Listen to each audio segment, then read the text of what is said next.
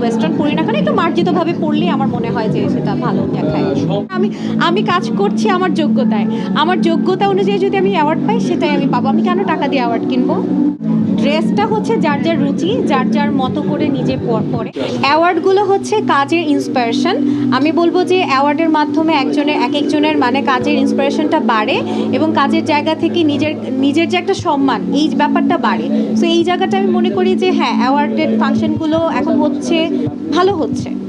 আমি অবশ্যই news presenting, hosting এই জিনিসটাকেই বেশি প্রাধান্য দিব।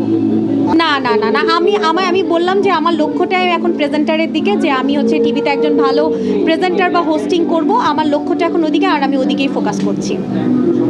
হচ্ছে ওই যে বললাম, ঈদ সামনে, ঈদের মধ্যেই তো আমাদের কাজ হচ্ছে মেইনলি হচ্ছে ব্র্যান্ড প্রমোশনের দিকে। লাইভটা আমাদের বেশি থাকে, ফটোশ্যুটটা বেশি থাকে, এগুলোই আসলে এইগুলো নিয়ে ব্যস্ততাটা যাচ্ছে।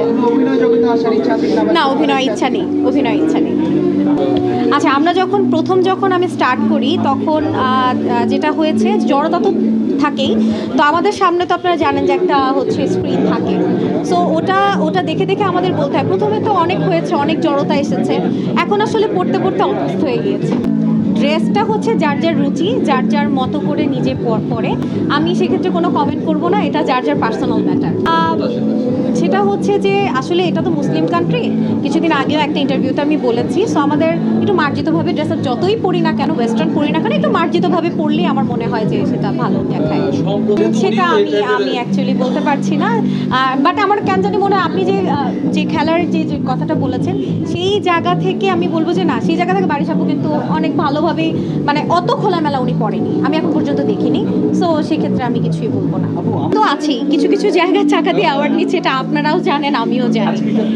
না, মোটেও না আসলে এই একটু বলে রাখি, এই প্রোগ্রামে আমারই উপস্থাপনা করার কথা ছিল। আনফর্চুনেটলি হচ্ছে আমি সিক।